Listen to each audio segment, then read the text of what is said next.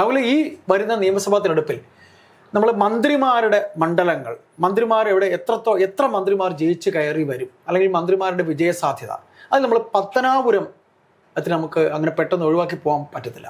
പത്തനാപുരത്ത് ഇത്തവണ മന്ത്രി കെ വി ഗണേഷ് കുമാർ ജയിക്കുമോ? നമ്മൾ മന്ത്രിമാരുടെ വിജയ സാധ്യതകൾ പരിശോധിച്ചു വരികയാണ് ഓരോ മണ്ഡലങ്ങളിലൂടെ. അപ്പോൾ പത്തനാപുരം എന്ന് പറയുന്നത് ഗതാഗത മന്ത്രി ഗണേഷ് കുമാറിന്റെ മണ്ഡലമാണ്. ആ മണ്ഡലത്തെ പറ്റി പറയുകയാണെങ്കിൽ പത്തനാപുരം, പട്ടാഴി വടക്കേക്കര, തലവൂർ, പിറവന്തൂർ, വിളക്കുടി, മേലില, വെട്ടിക്കല, ഇങ്ങനെ 8 പഞ്ചായത്തുകൾ ചേരുന്നതാണ് പത്തനാപുരം മണ്ഡലം എന്ന് പറയുന്നത്. ഇതിൽ മേലിലയും വെട്ടിക്കവലയും 2016 ഈ മണ്ഡല വിഭജന സമയത്ത് UDFന്റെ മണ്ഡലങ്ങളായതുകൊണ്ട് കൊട്ടാരക്കരയിൽ നിന്നും പത്തനാപുരത്തേക്ക് പറിച്ചു നട്ട മണ്ഡലങ്ങളാണ്. സ്വാഭാവികമായിട്ട് നമ്മൾ ഈ 8 മണ്ഡലങ്ങൾ നോക്കുകയാണെങ്കിൽ ഇപ്പോഴത്തെ രാഷ്ട്രീയ സാഹചര്യത്തിനനുസരിച്ച് അവിടെ നിലവിൽ മത്സരിക്കാൻ വന്നിട്ടുള്ളത് ജ്യോതികുമാർ ചാമക്കാലയാണ് UDF നിന്നുള്ളത്, പിന്നെ കെ പി ഗണേഷ് കുമാറാണ് LDF നിന്നുള്ളത്, BJP നിന്നുള്ളത് അനിൽ പിള്ളയാണ്. അവിടെ 2020 ഇപ്പോൾ കൊടുത്തിട്ടുള്ളത് നിലവില്. ഇപ്പോൾ കഴിഞ്ഞ തവണ നമ്മൾ നോക്കിക്കഴിഞ്ഞാൽ ജിതിൻ ദേവ് ആയിരുന്നു അവിടെ BJPയുടെ സ്ഥാനാർത്ഥിയായിട്ടുണ്ടായിരുന്നത്. അപ്പോൾ എന്തു തന്നെയാണെങ്കിലും 3 സ്ഥാനാർത്ഥികൾ വന്ന സമയം തൊട്ട് വളരെ പത്തനാപുരം കേരളത്തിൽ ഇപ്പോൾ ഉറ്റുനോക്കുന്ന ഒരു മണ്ഡലമായി മാറി നിൽക്കുന്നുണ്ട്. അത് പ്രധാനമായിട്ടും ഉമ്മൻചാണ്ടിയുടെ ഒറ്റ പേര് കൊണ്ടാണ് പത്തനാപുരത്ത് ഇപ്പോൾ അഡ്രസ് ചെയ്യുന്നത്. നമ്മൾ ഉമ്മൻചാണ്ടിയുടെ കാര്യം എടുത്ത് നോക്കിക്കഴിഞ്ഞാൽ കോൺഗ്രസിലെ ഇപ്പോൾ 140 MLA-മാരെ അല്ലെങ്കിൽ 140 സ്ഥാനാർത്ഥികളെയും കോൺഗ്രസ് പ്രഖ്യാപിച്ചതിന് ശേഷം ഈ സ്ഥാനാർത്ഥികളെല്ലാം ആദ്യം പോകുന്നത് പുതുപ്പള്ളിയിലേക്കാണ്. പുതുപ്പള്ളിയിൽ പോയി ഉമ്മൻചാണ്ടിയുടെ ഖബറിന്റെ അവിടെ ചെന്ന് പ്രാർത്ഥിച്ചതിന് ശേഷമാണ് ഇവരെല്ലാം മണ്ഡലങ്ങളിലേക്ക് പോകുന്നത്. അപ്പോൾ അങ്ങനെയുള്ള സാഹചര്യത്തിൽ ഉറ്റുനോക്കുന്ന ഒരു മണ്ഡലമാണ് പത്തനാപുരം എന്ന് പറയുന്നത്. അപ്പം പത്തനാപുരത്തിന്റെ രാഷ്ട്രീയ സാഹചര്യത്തിലേക്ക് നമ്മൾ വരികയാണെങ്കിൽ നമ്മൾ പറഞ്ഞതുപോലെ 8 ഗ്രാമപഞ്ചായത്താണുള്ളത്. 8 ഗ്രാമപഞ്ചായത്തുകളുടെ കണക്കുകൾ എടുക്കുകയാണെങ്കിൽ കഴിഞ്ഞ 2020 കാലഘട്ടത്തിൽ ഉണ്ടായിരുന്ന UDFന് ഒരു പഞ്ചായത്ത് മാത്രമായിരുന്നു UDF ഉണ്ടായിരുന്നത്. ബാക്കി 7 പഞ്ചായത്തും അവിടെ LDF തന്നെയായിരുന്നു ഭരിച്ചുകൊണ്ടിരുന്നത്. അതെ. ഇപ്പോൾ 2025 തദ്ദേശ തെരഞ്ഞെടുപ്പ് എടുത്തു നോക്കുകയാണെങ്കിൽ UDF വലിയ രീതിയിലുള്ള മുന്നേറ്റമാണ്. വലിയ രീതിയിൽ എന്ന് പറഞ്ഞു കഴിഞ്ഞാൽ ചരിത്രത്തിൽ ആദ്യമായിട്ടാണ് UDF ഇത്തരത്തിലൊരു പെർഫോമൻസ് നടത്തുന്നത് വേണമെങ്കിൽ നമുക്ക് പറയാം. അവിടെ UDF 6 മണ്ഡലങ്ങളും LDF 2 മണ്ഡലങ്ങളും പിടിച്ചെടുക്കുന്ന ഒരു സാഹചര്യത്തിലേക്ക് പോയി. അതിൽ പത്തനാപുരം പഞ്ചായത്ത് ആദ്യമായിട്ടാണ് UDF പിടിച്ചെടുക്കുന്നത്. ജില്ലാ പഞ്ചായത്തിലാണെങ്കിൽ 3 ജില്ലാ പഞ്ചായത്താണ് വരുന്നത്. പത്തനാപുരം, തലവൂർ, വെട്ടിക്കൽ, ഈ 3 ജില്ലാ പഞ്ചായത്താണ് വരുന്നത്.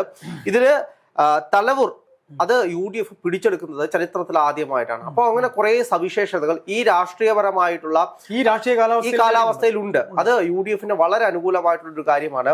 അവിടെ എനിക്ക് തോന്നുന്നു ഗണേഷ് കുമാറും ഭാര്യയുമായിട്ടുള്ള നടന്നിട്ടുള്ള വിഷയങ്ങൾ അതെന്താണെങ്കിലും തീർച്ചയായിട്ടും ചർച്ചയാകുമെന്നതിൽ തർക്കമൊന്നുമില്ല. മുഖ്യമന്ത്രി പറയുന്നത് അദ്ദേഹത്തിന്റെ പേഴ്സണൽ ഇഷ്യൂ ആണ്, അദ്ദേഹത്തിന്റെ സ്വകാര്യ ജീവിതമാണ്, അതിലേക്ക് കൈകടത്തില്ല. മുഖ്യമന്ത്രിക്ക് അത് പേഴ്സണൽ ഇഷ്യൂ ആണെങ്കിലും ഇത് പത്തനാപുരത്തെ ജനങ്ങളെ സംബന്ധിച്ച് ഇവർ അറിഞ്ഞ കാര്യങ്ങളാണ്, ഇവർക്ക് അറിയാവുന്ന കാര്യങ്ങളാണ്.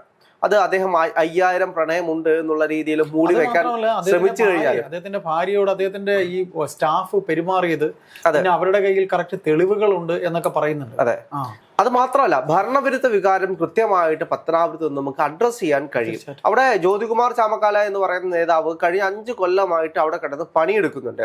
ഈ 8 പഞ്ചായത്തിലും ഓടി നടന്നത്. പത്തനാപുരം മണ്ഡലത്തിന്റെ ഒരു പ്രത്യേകത എന്ന് പറയുന്നത് മലയോര മേഖലയാണ്. ഒരു സ്ഥലത്ത് പോയിട്ട് വരണമെങ്കിൽ പത്തനാപുരത്തിന് അങ്ങേ അറ്റത്ത് നിന്ന് ഇങ്ങേ അറ്റം വരെ പോകണമെങ്കിൽ 2 ദിവസം വേണം. വാഹന ഗതാഗതമൊക്കെ വളരെ പ്രശ്നമാണ്. അല്ല, ഗതാഗതമല്ല, മലയോര മേഖല ആയതുകൊണ്ട് ദൂരം കൂടുതലാണ്, ഇങ്ങനെ കറങ്ങി പോകേണ്ടി വരും. അപ്പോ അങ്ങനെ പോകുന്ന ഒരു സാഹചര്യത്തിൽ ഒരു സ്ഥലത്ത് പോയിട്ട് അതിന്റെ ഇപ്പുറത്തെ മൂലയിലേക്ക് വരണമെങ്കിൽ 2 ദിവസം എടുക്കും. അതായത് ഒരു ദിവസം വേണം ഒരു സ്ഥലത്തേക്ക് പോകാൻ വേണ്ടി. അങ്ങനെ ഒരു മണ്ഡലമാണ്. അപ്പോൾ 2021 മത്സരിക്കുന്ന സമയത്ത് ഗണേഷ് കുമാർ വാങ്ങിക്കുന്ന വോട്ട് എന്ന് പറയുന്നത് 67,276 വോട്ടുകൾക്കാണ് ഗണേഷ് കുമാർ അവിടെ വരുന്നത്. അതായത് അദ്ദേഹം ടോട്ടൽ പിടിച്ച വോട്ടുകൾ അത് 14,336 വോട്ടിന്റെ ഭൂരിപക്ഷത്തിലാണ് ജയിക്കുന്നത്. ജ്യോതികുമാർ ചാമക്കാലയ്ക്ക് അവിടെ ഉണ്ടായിരുന്നത് 52,940 വോട്ടുകളാണ് ജ്യോതികുമാർ ചാമക്കാല പിടിക്കുന്നത്. ഇപ്പോ അതിനു മുമ്പിട്ട് 2016 കണക്കുകൾ എടുത്ത് നോക്കി കഴിഞ്ഞാൽ 24,562 വോട്ടിന്റെ ഭൂരിപക്ഷത്തിലായിരുന്നു ഗണേഷ് കുമാർ ജയിക്കുന്നത്. അപ്പോൾ ഈ ഒരു കാലയളവ് നമ്മൾ എടുത്തു നോക്കി കഴിഞ്ഞാൽ ഭൂരിപക്ഷം വളരെ കുറഞ്ഞു വരുന്നൊരു സാഹചര്യമാണ്. നമ്മൾ ഇതിന്റെ ഒരു വോട്ട് ഷെയർ എടുക്കുകയാണെങ്കിൽ ഏകദേശം 11% വോട്ട് ഷെയർ മാത്രമാണ് അവിടെ ഒരു വ്യത്യാസം വരുന്നത്. അസംബ്ലി തെരഞ്ഞെടുപ്പ് 38.64% ജ്യോതികുമാർ ചാമക്കാല പിടിച്ചതെങ്കിൽ 49.1% ഗണേഷ് കുമാർ അവിടെ പിടിക്കുന്നത്. അപ്പോ ഒരു 11% വോട്ട് ഷെയർ ആണ് അവിടെ ഇപ്പോൾ നിലവിലുള്ളത്. അപ്പോൾ അത് മറികടക്കാൻ ഈ ഒരു, അതായത് നമ്മൾ എപ്പോഴും പറയും ഈ ഗ്രാമപഞ്ചായത്ത് തെരഞ്ഞെടുപ്പൊന്നും നമ്മൾ നോക്കണ്ട, അതെല്ലാം വ്യക്തിപരമായിട്ടുള്ള കാര്യങ്ങളാണ്, വ്യക്തിപരമായിട്ട് കൊടുക്കുന്ന വോട്ടുകളാണ്. ശരി, അങ്ങനെ ഉണ്ടെങ്കിൽ പോലും അവിടുത്തെ ബ്ലോക്ക് പഞ്ചായത്തിന്റെയും ജില്ലാ പഞ്ചായത്തിന്റെയും വോട്ടുകൾ പോകുന്നത് സ്വാഭാവികമായും രാഷ്ട്രീയപരമായിട്ടുള്ള അജണ്ടയുടെ പേരിൽ തന്നെ ആയിരിക്കും, അല്ലെങ്കിൽ രാഷ്ട്രീയം നോക്കി തന്നെ ആയിരിക്കും വോട്ട് കൊടുക്കുന്നത്. അതുകൊണ്ടാണ് ജില്ലാ പഞ്ചായത്ത് വ്യക്തിപരമാവില്ലേ, കുറച്ചൊക്കെ വ്യക്തിപരമാവുമെങ്കിലും കൂടുതൽ വോട്ടുകളും രാഷ്ട്രീയപരമായിട്ട് കേന്ദ്രീകരിക്കുന്ന വോട്ടുകൾ തന്നെയാണ്. അതിൽ നമുക്ക് തർക്കമില്ല. ഇപ്പൊ ജില്ലാ പഞ്ചായത്തിന്റെ കാര്യത്തിൽ വരുമ്പോൾ പോലും വ്യക്തിപരമായിട്ട് അറിയുന്ന ആളുകൾ കുറവായിരിക്കും ജില്ലാ പഞ്ചായത്ത്. കാരണം ഒരു പഞ്ചായത്തിൽ മാത്രം അറിയുന്ന ഒരാളായിരിക്കും, ബാക്കി 7 പഞ്ചായത്തുകൾ കിടക്കുക, അല്ലെങ്കിൽ ബാക്കി അത്രയും പഞ്ചായത്തുകൾ കിടക്കുകയാണ്. അതിലേക്ക് അറിയപ്പെടുക എന്ന് പറയുന്നത് വളരെ ബുദ്ധിമുട്ടുള്ള കാര്യമാണ്. അത് ഏരിയ കൂടുതലാണ്. അപ്പോൾ സ്വാഭാവികമായിട്ട് അതിൽ ചെല്ലുന്ന വോട്ടുകൾ എന്ന് പറയുന്നത് രാഷ്ട്രീയപരമായിട്ട് ഏകോപിപ്പിച്ചു പോകുന്ന വോട്ടുകളാണ്. അവിടെ UDF അനുകൂലമായിട്ടുള്ള സാഹചര്യമാണ്. പിന്നെ ഗണേഷ് കുമാർ ഇത്രയും വർഷമായിട്ട്, അതായത് 10-25 വർഷമായിട്ട് അദ്ദേഹമാണ് അവിടുത്തെ MLA. അദ്ദേഹം പറയുന്നത് മറ്റുള്ള പാർട്ടികളൊന്നും ഇവിടെ വികസനം കൊണ്ടുവന്നിട്ടില്ല എന്നാണ് അദ്ദേഹം പറയുന്നത്. അവിടെ മനസ്സിലാക്കേണ്ട മറ്റൊരു വിഷയം എന്ന് പറയുന്നത് അദ്ദേഹം തന്നെയാണ് 25 കൊല്ലമായിട്ട് അവിടുത്തെ MLA. 25 കൊല്ലത്തിന് മുമ്പത്തെ വികസനവും ഇപ്പോഴത്തെ വികസനം തമ്മിൽ താരതമ്യം ചെയ്യാൻ കഴിയില്ലല്ലോ. അദ്ദേഹത്തിന്റെ വികസനത്തെ തന്നെയാണ് അവർ താരതമ്യം ചെയ്യേണ്ടത്. അദ്ദേഹം UDF ഉണ്ടായിരുന്ന സമയത്തും അദ്ദേഹം LDF ഉണ്ടായിരുന്ന സമയത്തും നടത്തിയ വികസന പ്രവർത്തനങ്ങളാണ് അവിടെ അഡ്രസ് ചെയ്യേണ്ടത്. അത് നോക്കിക്കഴിഞ്ഞാൽ ഉമ്മൻചാണ്ടിയുടെ കാലഘട്ടത്തിലാണ് പത്തനാപുരത്ത് ഒരു താലൂക്ക് ഓഫീസ് വരുന്നതും പത്തനാപുരത്ത് ഇത്രയേറെ വികസന പദ്ധതികൾ വരുന്നതും ഉമ്മൻചാണ്ടിയുടെ കാലഘട്ടത്തിലാണ്. അതെ, അദ്ദേഹം മുഖ്യമന്ത്രി ആയിരിക്കുന്ന സമയത്ത് ഇദ്ദേഹം ഗതാഗത മന്ത്രിയായിരുന്നു. ആ സമയത്താണ് ഇദ്ദേഹം കൂടുതൽ വികസന പ്രവർത്തനം നടത്തിയതും ഇന്ന് കാണുന്ന ഒരു പത്തനാപുരത്തിന്റെ ഒരു ഔട്ടർ ലെയറിലേക്ക് കൊണ്ടെത്തിക്കുന്നത്. പക്ഷെ ഇപ്പോഴും അദ്ദേഹത്തിന് അവിടെ താലൂക്ക് ആശുപത്രിയോ അത്തരത്തിലുള്ള കാര്യങ്ങളോ ഒന്നും കൊണ്ടുവരാൻ കഴിഞ്ഞില്ല. കഴിഞ്ഞ പ്രാവശ്യമാണെങ്കിൽ പോലും അവിടുത്തെ കോൺഗ്രസ്സുകാർ ഏറ്റവും കൂടുതൽ ഉന്നയിച്ചൊരു വിഷയം താലൂക്ക് ആശുപത്രിയായിരുന്നു. അതെപ്പോഴും ഒരു ഫ്ലെക്സ് ബോർഡിൽ മാത്രം കാണുക, താലൂക്ക് ആശുപത്രി ഇതാ വരാൻ ഇല്ല കഴിഞ്ഞില്ല. പക്ഷെ ഈ തെരഞ്ഞെടുപ്പ് അവസാനിക്കുന്ന ഘട്ടത്തിലേക്ക് എത്തിയപ്പോൾ അദ്ദേഹം അവിടെ പണി തുടങ്ങി എന്നുള്ളത് യാഥാർത്ഥ്യമാണ്. എങ്ങനെയെങ്കിലും, അതായത് അവസാനിക്കുന്നതിന് 1.5 കൊല്ലം മുമ്പിട്ട് അവിടുത്തെ പണികൾ തുടങ്ങി, താലൂക്ക് ആശുപത്രിക്ക് വേണ്ടിയിട്ടുള്ള പണികൾ തുടങ്ങി എന്നൊരു യാഥാർത്ഥ്യമാണ്. അതെ, പണി തുടങ്ങി. അത് തെരഞ്ഞെടുപ്പുമായിട്ട് നമുക്കറിയാലോ. 25 വർഷം ഭരിച്ചിട്ട് താലൂക്ക് ആശുപത്രി ചോദിക്കുമ്പോൾ 5 കൊല്ലം മുമ്പോട്ട് ചോദിച്ചാണ്. 10 കൊല്ലമായിട്ട് അവിടെ ചോദിച്ചുകൊണ്ടിരിക്കുന്ന താലൂക്ക് ആശുപത്രിയാണ്. അപ്പോൾ എന്ത് തന്നെയാണെങ്കിലും ഇത്തരത്തിലുള്ള കാര്യങ്ങൾ അവിടെ നിലനിൽക്കുന്നുണ്ട്. പിന്നീട് രാഷ്ട്രീയപരമായിട്ട് ചോദിക്കാൻ പോകുന്ന കുറേയേറെ ചോദ്യങ്ങളുണ്ട് ഗണേഷ് കുമാറുമായി ബന്ധപ്പെട്ട്. ഏറ്റവും കൂടുതലും ചർച്ചയാകുന്നത് മുഖ്യമന്ത്രി ഉമ്മൻചാണ്ടിയുടെ വിഷയമായിരിക്കും. സരിതാ വിഷയം ചർച്ച ചെയ്യപ്പെടും. അതേപോലെ തന്നെ ഇപ്പോഴത്തെ ഭാര്യയുമായിട്ടുള്ള വിഷയങ്ങൾ ചോദ്യം ചെയ്യപ്പെടും. ഇതെല്ലാം അദ്ദേഹത്തിന്റെ പേഴ്സണൽ വിഷയമാണ് എന്ന് പറയുന്ന ഒരു സാഹചര്യത്തിൽ പോലും വികസന പ്രവർത്തനങ്ങൾ, അവിടെ മുഖ്യമന്ത്രി ഉമ്മൻചാണ്ടിയുടെ വികസന പ്രവർത്തനങ്ങളായിരിക്കും ചോദ്യം ചെയ്യാൻ പോകുന്നത്. അതേപോലെ തന്നെ അദ്ദേഹത്തിന് നെഗറ്റീവായിട്ട് വരുന്ന ഒരു ഫാക്ടർ എന്ന് പറയുന്നത് NSS. പത്തനാപുരത്തെ സംബന്ധിച്ച് പത്തനാപുരം കേരള കോൺഗ്രസിന്റേതായി കൊണ്ടു നടക്കുമ്പോൾ അവിടെ NSSന്റെ വോട്ടുകൾക്ക് വലിയൊരു പങ്കുണ്ടായിരുന്നു. NSSന്റെ വോട്ടുകൾ എന്ന് പറഞ്ഞു കഴിഞ്ഞാൽ അദ്ദേഹം അവിടുത്തെ താലൂക്ക് യൂണിയൻ പ്രസിഡന്റ് ആയിരുന്നു പത്തനാപുരത്തെ. അതെ, പുനലൂർ താലൂക്ക് യൂണിയൻ പ്രസിഡന്റ് ആണ്. അതിന്റെ കീഴിലാണ് പത്തനാപുരം എല്ലാം വരുന്നത്. അപ്പോൾ സ്വാഭാവികമായിട്ടും ഇലക്ഷൻ വരുന്ന ഒരു സാഹചര്യത്തിൽ ഗണേഷ് കുമാറിന് എല്ലാ കരയോഗങ്ങളിലേക്കും കടന്നു ചെന്നിട്ട് വോട്ട് അഭ്യർത്ഥിക്കാനും താലൂക്ക് യൂണിയൻ പ്രസിഡന്റ് ആയതുകൊണ്ട് നിങ്ങൾ എനിക്ക് വോട്ട് തരണമെന്ന് പറയാനുള്ള ഒരു വോയിസ് ഉണ്ടായിരുന്നു. പക്ഷെ അതില്ല.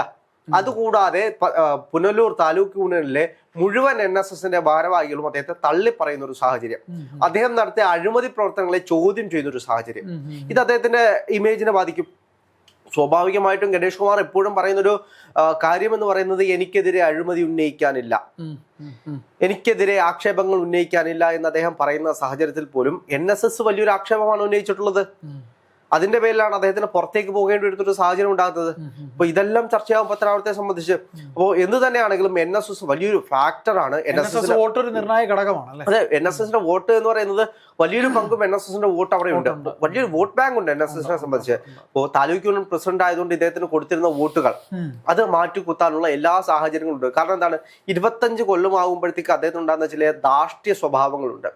അത് അദ്ദേഹം എല്ലാം തന്റെ കാൽച്ചുവട്ടിൽ ആ ഒറ്റൊരു രീതിയിൽ ഈ പറയുന്ന വൈസ് പ്രസിഡന്റിനെ തല്ലിയ വിഷയമൊക്കെ താലൂക്ക് യൂണിയൻ പ്രസിഡന്റ് വലിയ വിഷയങ്ങൾ അവിടെ നിലനിൽക്കുന്നുണ്ട്.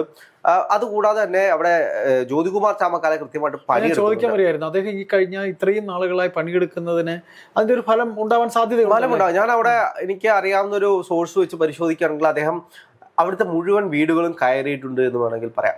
ഒരു പ്രദേശത്തെ 1.5 വെട്ടുള്ള എല്ലാ വീടുകളും കയറിയിട്ടുണ്ടാകും. അവിടുത്തെ എല്ലാ ജനങ്ങളെയും ഈ 5 വർഷം കൊണ്ട് കണ്ടിട്ടുണ്ടാകും, പരിചയം ഉണ്ടായിട്ടുണ്ടാകും. കാരണം ഏതൊരു മരണം ഉണ്ടായിക്കഴിഞ്ഞാലും എന്തൊരു ദുഃഖാവസ്ഥ ഉണ്ടെങ്കിലും സന്തോഷാവസ്ഥ ഉണ്ടെങ്കിലും അദ്ദേഹം അവിടേക്ക് കയറി ചെല്ലുന്നൊരു കാഴ്ചകൾ നമുക്ക് കാണാൻ കഴിയും. ഉത്സവമാണെങ്കിലും ഉത്സവത്തിനൊക്കെ സജീവമായിട്ട് അവിടെ വന്നു നിൽക്കുന്ന ഒരു സാഹചര്യം. സ്വാഭാവികമായിട്ടും ജനങ്ങൾ കാണുമ്പോൾ ഒരു MLA സ്ഥാനാർത്ഥി അവിടെ നിൽപ്പുണ്ട്. അത് ഗണേഷ് കുമാർ വലിയൊരു വെല്ലുവിളിയായിരുന്നു ആവാനുള്ള സാധ്യത അദ്ദേഹത്തിന്റെ ഒരു സാന്നിധ്യം. അതെ, അത് പറയുമ്പോൾ ഏറ്റവും കൂടുതലും എങ്ങനെയാണോ 5 കൊല്ലക്കാലം അതായത് നമ്മുടെ CR മഹേഷ് കരുനാഗപ്പള്ളിയിൽ പണിയെടുത്തത് എങ്ങനെയാണോ അതേപോലെ തന്നെ ജ്യോതികുമാർ ചാമക്കാല പത്തനാപുരത്തും പണിയെടുത്തു. അതേപോലെ തന്നെ ഗ്രൗണ്ട് വർക്ക് ചെയ്യുമ്പോൾ അത് സ്വാഭാവികമായിട്ടും തെരഞ്ഞെടുപ്പിൽ വരാൻ സാധ്യതയുണ്ട്. എങ്ങനെ പോയി കഴിഞ്ഞാലും ഒരു 2000 വോട്ട് വെച്ച് ഒരു പഞ്ചായത്തിൽ നിന്നും മാറിപ്പോയി കഴിഞ്ഞാൽ സുഖമായിട്ട് അദ്ദേഹത്തിന് വിജയിക്കാൻ കഴിയും. 8 പഞ്ചായത്തില്ലേ? അതെ, 8 പഞ്ചായത്തിൽ നിന്നും 2000 വോട്ട്. അവർക്ക് പഞ്ചായത്ത് ഇലക്ഷനിൽ 6 പഞ്ചായത്തിൽ ഒരു ലീഡ് കിട്ടിയില്ലേ? 6 പഞ്ചായത്ത് തിരിച്ചു പിടിക്കുന്ന ഒരു സാഹചര്യം ഉണ്ടായി. ഒരു ജില്ലാ പഞ്ചായത്ത് തിരഞ്ഞെടുപ്പ് തിരിച്ചു പിടിച്ചു. ബ്ലോക്ക് പഞ്ചായത്ത് മുഴുവനായിട്ടും തിരിച്ചു പിടിക്കുന്ന ഒരു സാഹചര്യം ഉണ്ടായി. അപ്പോൾ അങ്ങനെ ഉണ്ടാകുമ്പോൾ അത് അവിടെ ജനങ്ങളുടെ ഒരു മാറ്റം, നമുക്ക് പ്രകടമായ മാറ്റം നമുക്ക് അവിടെ കാണാൻ കഴിയും. അപ്പോൾ എന്ത് തന്നെയാണെങ്കിലും ഗണേഷ് കുമാർ ഒരു ഫിഗറാണ് പത്തനാപുരത്തെ സംബന്ധിച്ച്. ഈസി വാക്ക് ഓവർ ഉണ്ടാവില്ല. ഇല്ല, ഈസി വാക്ക് ഓവർ ഇപ്രാവശ്യം ഒരിക്കലും ഉണ്ടാകില്ല. കാരണം കഴിഞ്ഞ വട്ടം 14,000 വോട്ടാണെങ്കിൽ ഇപ്രാവശ്യം അതിന്റെ പകുതി ആയി കഴിഞ്ഞാൽ തോൽവിയായിരിക്കും അദ്ദേഹത്തിന് ഫലം.